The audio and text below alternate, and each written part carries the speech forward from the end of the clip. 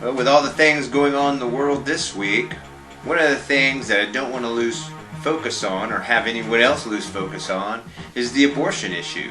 Women's health care, especially when it comes to maternity care and everything else. So we're going to talk about what's going on with a few different states this week on Across the Desk.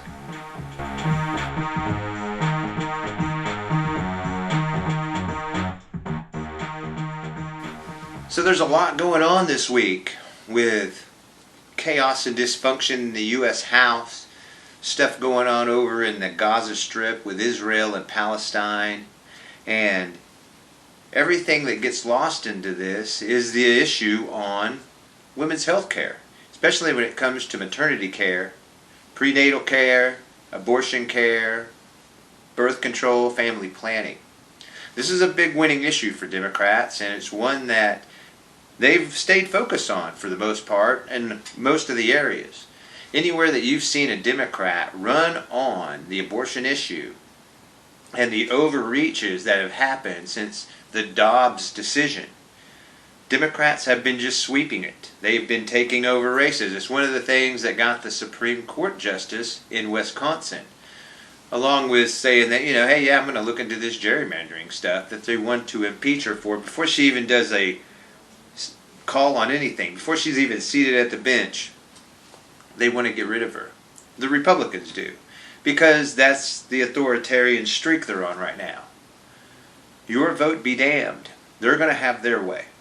And that's exactly what all that means. So we see this time and again, and especially on the abortion debate, which has really been a really hard thing for Republicans, conservatives, to actually get a handle on. It's one of the messaging things that they're losing right now, and they're losing voters big time with. Just because you can point out, hey, a 10-year-old shouldn't have to carry a rapist child, and sending her across state lines to get an abortion, if it's legal in another state, shouldn't be a big issue where you're going after people, where you have the attorney generals going after people. It's not conducive to anything, and they're losing right and left on this issue. And just like anything else, conservatives, Republicans, they can't help themselves. So one thing we have here is a couple of states that are doing just crazy stuff when it comes to abortion. And it's not just Oklahoma, where it's pretty much totally banned in this state. There's a woman who had to go to New Mexico to have an abortion because OU Medical Center would not give her an abortion. The ultrasound guy said, hey man, I detect a heartbeat. Now, the ultrasound guy is a technician, but it's his technical skills that they're relying on for doctors to make the call.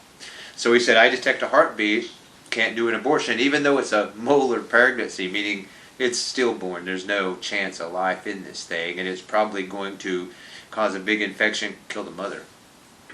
They wouldn't work on her. So she had to go to New Mexico, where it was a very painful trip, and she could have died from this.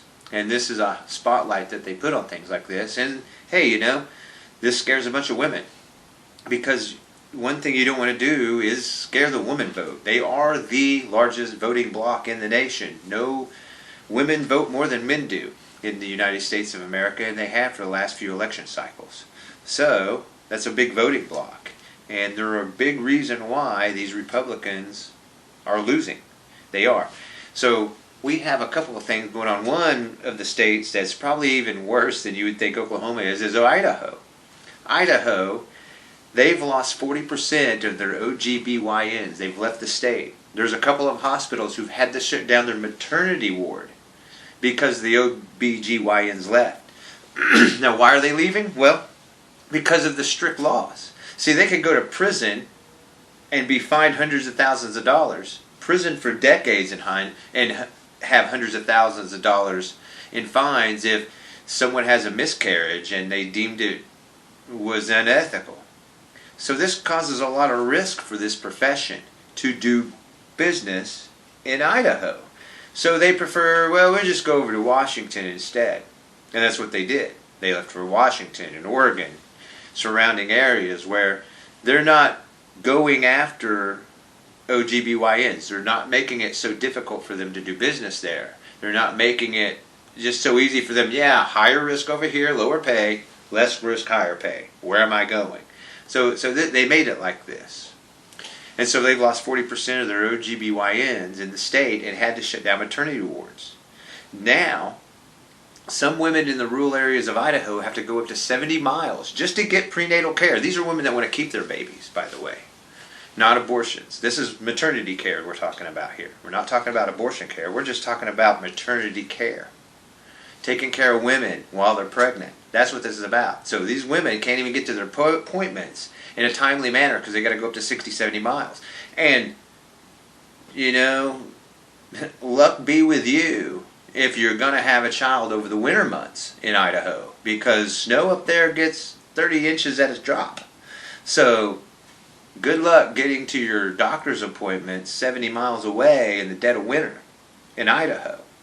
So that's what women are looking at. They're going to look at high mortality rates because they can't get to anyone. They got to rely on midwives and doing it in their bathtub for the most part, because radical conservatives in Idaho have pretty much shut abortion down and want to fine OBGYNs and just put a microscope on them. Well, they don't want to. They're not going to want to work there, and they don't.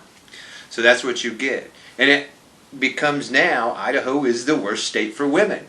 It is, by all the medical industry standards and women's groups. They deem Idaho as the worst state for women now. Oklahoma is 49th now, so hey, you know, we're not last anymore, but not because we improved ourselves, it's because somebody else got worse. So that's what we have with Idaho. Not only do we have this, but getting back on, let's switch over to abortions. So they have a law now that a university professor cannot teach anything about abortions. No academic free speech on abortions. Can't talk about it, can't discuss it, can't teach or learn about it. And again, this is the university level. These are adults. So the conservatives, the Republicans in Idaho, in an anti-First Amendment move, because that's what conservatives are all about today, getting rid of that First Amendment. Adults can't discuss abortion, or they could be facing up to 14 years in prison if they do. I'm not kidding you. 14 years in prison for a professor if they talk about abortion with other adults. This is so anti-freedom. This is so anti-intellectual. It's so anti-academic. It's anti-First Amendment. It's anti-anything that I think any of our founding fathers would ever want.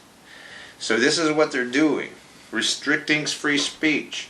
Restricting what OBGYNs can do and really putting them under a microscope so they want to be here. And then at the end of all this, they restrict travel for women to go over state lines. So now they got to get this prenatal care. Some of them are going over state lines, and guess what? They're getting hassled for it. Yeah. Well, what are you going over state for, pregnant lady? You know, and here again, we're looking at making women property of the state, making them lower class citizens. It's that tiered constitutional system. And in a tiered constitutional system, pregnant women are on a lower tier. As a matter of fact, they're on such a low tier that they're property of the state. And in some cases, it's not even a pregnant women that are property of the state. If you are able to be childbearing age, you're property of the state. They want it like, they see it like this. This is their biblical worldview. I've seen it on Facebook posts and everything else that, hey, you know, those women are property.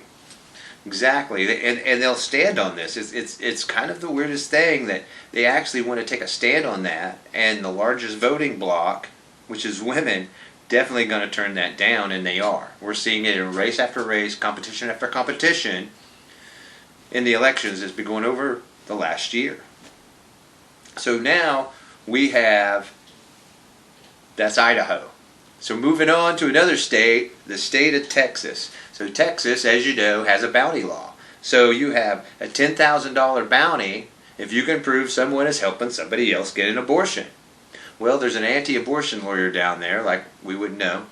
And this anti-abortion lawyer is suing. What's he doing? He's suing so that he can get the names of donors, CEOs, CFOs, executives, people on the board, anything like that, especially people that's donated money, could be from Texas, so he can sue them for the $10,000 bounty.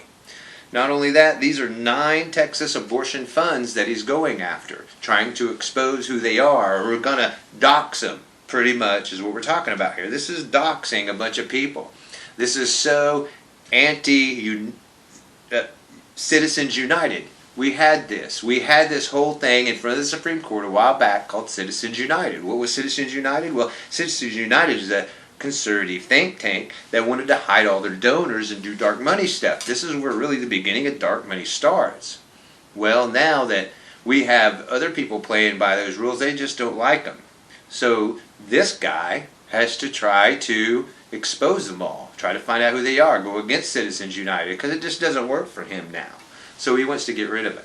So here you go, trying to sue in Texas to get names of people who donate to funds in Texas to help people get abortions, get out of the state, whatever they're doing, counseling, anything else. So that's what he's going to do, so he can get these names so he can sue him for the $10,000 bounties. That's just so sick. That's sick. And that's what's going on in Texas. The other thing that's going on is in the U.S. House of Representatives. This is U.S. House of Representatives. We have a representative from Tennessee named Andy Ogles. Anyway, he's introduced a bill. We'll see if it goes anywhere. Probably hit committee. Well, I don't know that it'll ever pass. But this tells you something. It tells you where they're at. His bill bans all medical abortions, which is the most popular way women do it. Even right after pregnancy or right after intercourse. They don't know they're pregnant. Sometimes it's like right after intercourse or next day, morning after pill. They take it to alleviate not getting pregnant or, making sure it doesn't happen. They want to get rid of that. They've come up with these false studies from people who aren't doctors or scientists or peer-reviewed stuff saying that they're not safe when the FDA approved them. So they're believing all these conspiracy theories. So they want to get rid of them because they're not safe. See, these things, people say they're not safe, but these people are frauds. They're quacks. They have no credentialing. They don't have any peer review or nothing. This is a political deal. That's all it is. They want to get rid of it over politics and their religion. That's it. This has nothing to do with the safety of women or the safety of the drugs or anything else. There's a whole body of evidence with a few decades now of data to suggest that they're safe for women to take. So they're trying to just hype this up to a big, huge hyperbole thing. That there's nothing there. They have some kind of faux, made-up deal they have with no peer review saying that they need to get rid of the abortion pill. And this tells you something, because here they were when Dobbs came out, and oh no, we're just sending it back to the states. You remember this. Republicans were saying, no, we're not going to go for a national ban because that scared a bunch of people and they were going to lose a bunch of races, which they are.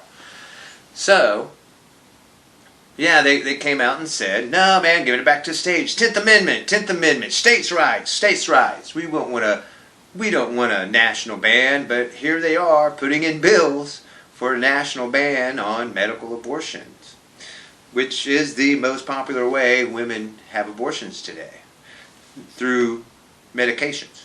So that's what you have right here, which makes it a big lie from conservatives, more right-wing BS about states' rights, giving this back to them and everything else.